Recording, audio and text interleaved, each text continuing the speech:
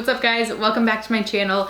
I have literally not done a YouTube Q&A for a year. It's been a really long time. So I figured it was time, and you guys are giving me some good questions and I can't wait to answer them. So let's just dive right into this. First one is pretty deep. So Sarah asked, have you ever experienced racism from being in an interracial marriage?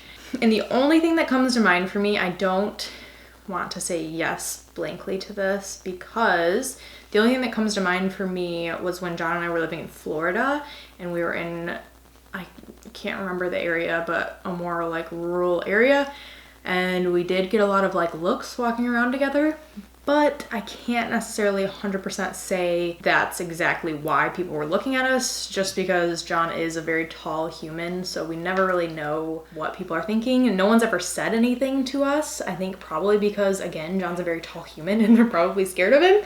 Dating him and being married to him has really opened my eyes into a lot of that bias, racial judgment. Second question is best winter clothes go-tos. So I feel like this is pretty wintry.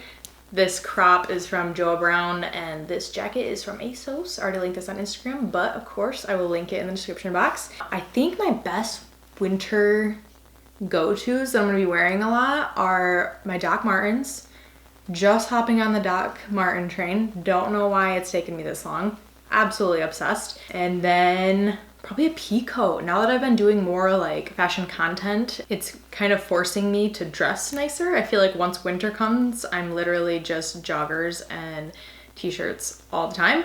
But yeah, I'm getting a little more creative, and I feel like a pea coat and a turtleneck is a great way to do that. Super stylish and like sleek, and you look nice.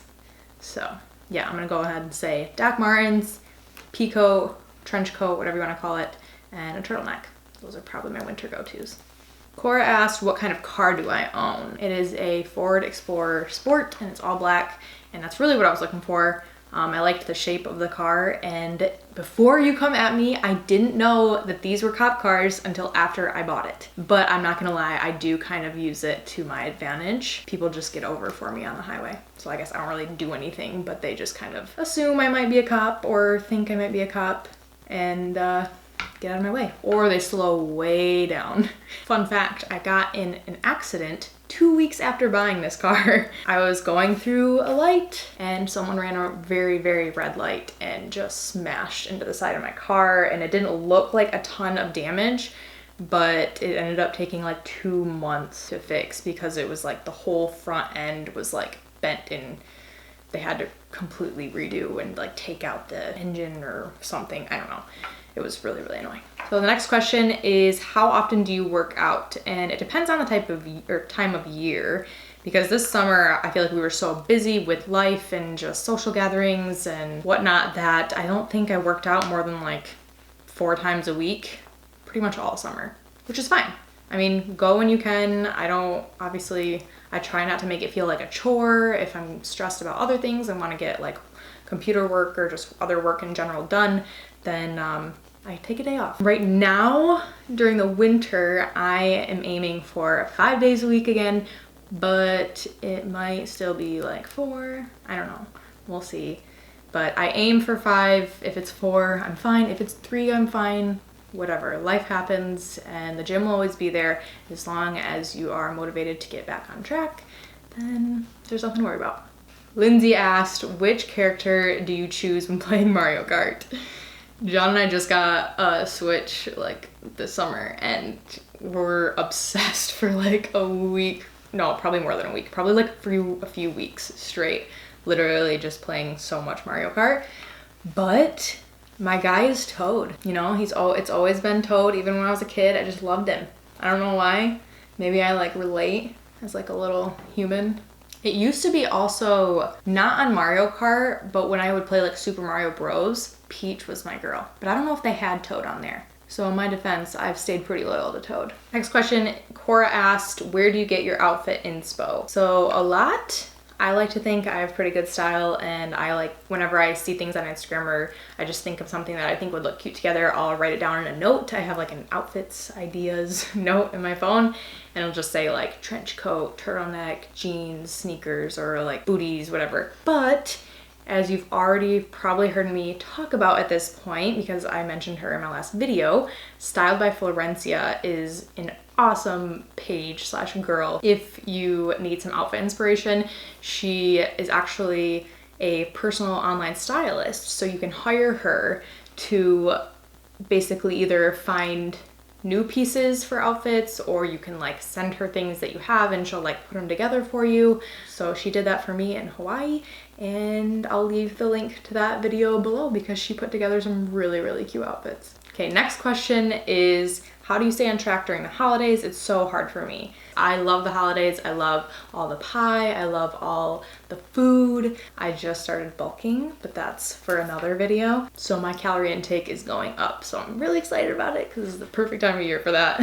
Don't stress. Everyone gains a few pounds over the holidays. I don't think there's anything wrong with that. I think enjoying family time and enjoying good food is important and an awesome part of life. So don't be so hard on yourself. I do still work out when I go visit my grandma, and she has a little gym at her complex in Florida, and I always work out. Next question is, would you ever move out of Michigan? I think we would. We're open to the idea, but at the same time, both of our families are literally in this area, so it's really nice to just be so close to everyone we love.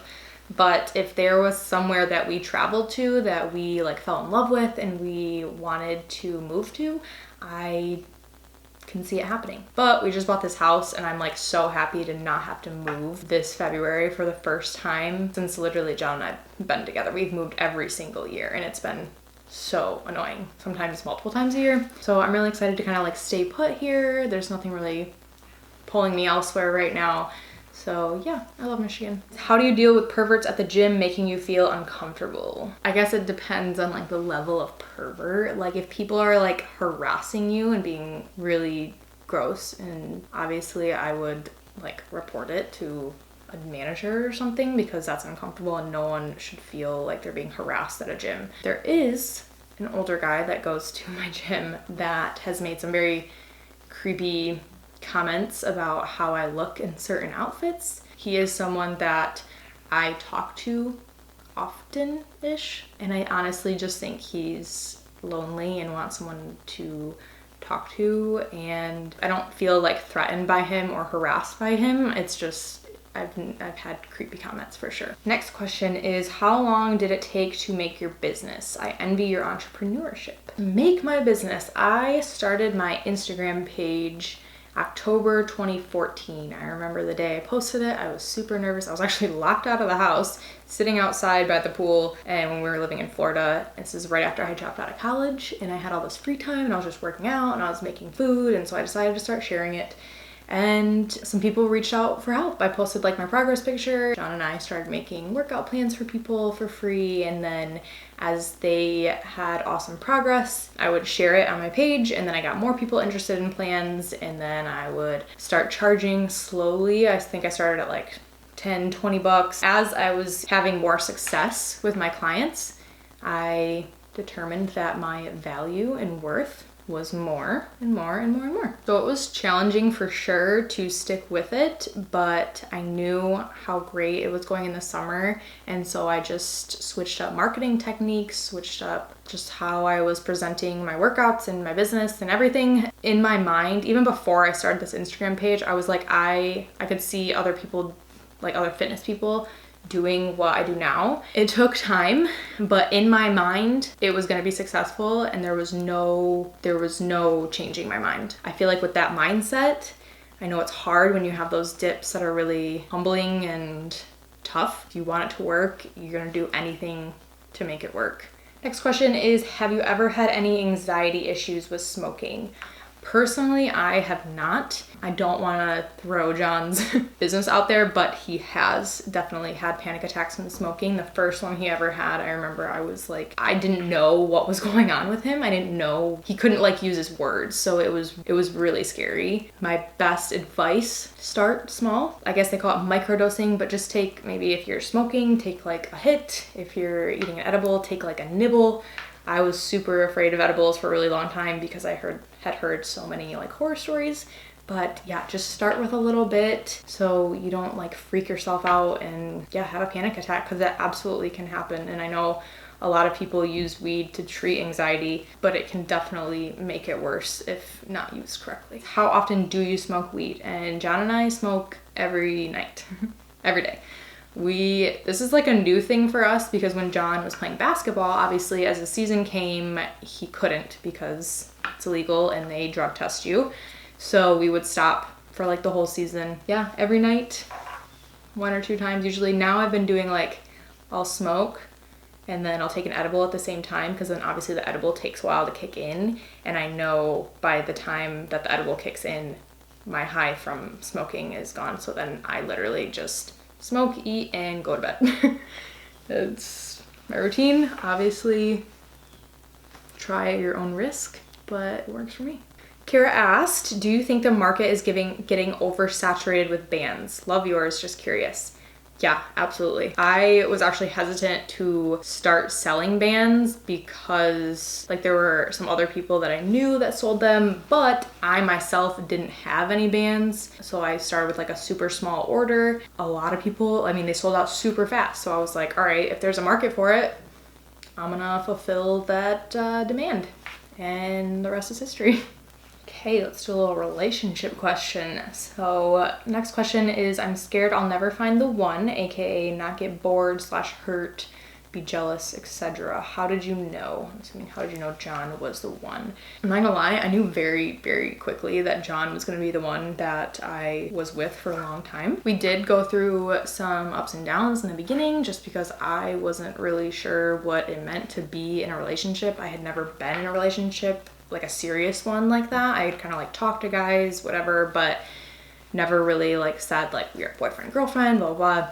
And I feel like what I loved about John was that he was very direct and straightforward, and he knew what he wanted and loves me like I've never been loved and felt loved. That was it. He's a generous person. We laugh, we get along so well. Like he absolutely loves me and I absolutely love him. Like I just saw us together for a long time. Yeah, I love that about him, and that's what I needed. Okay, next question is, how many times per week is it normal for a couple to have sex? I feel like this depends on the people and like both of their sex drives. Because I know couples that have sex like every single night, and I know couples that have sex probably like once a week or even less often than that. I know couples that have sex like 3 to 4 times a week. Yeah, I feel like it's completely up to you, and when you feel like you're in the mood or you wanna have sex, I don't think there's ever like a normal number. It's whatever works for you in your relationship.